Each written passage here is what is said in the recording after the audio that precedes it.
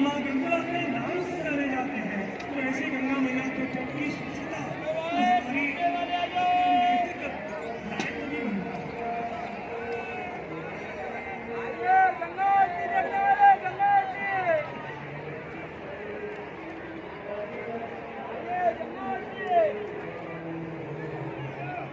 अगर कोई वंदना जी हमारी आवाज सुन रही है तो उनका बेटा यहाँ बिछड़ गया है, जो कि इलाहाबाद की रहने वाली है। वंदना जी यदि हमारी आवाज सुन रही है, वंदना जी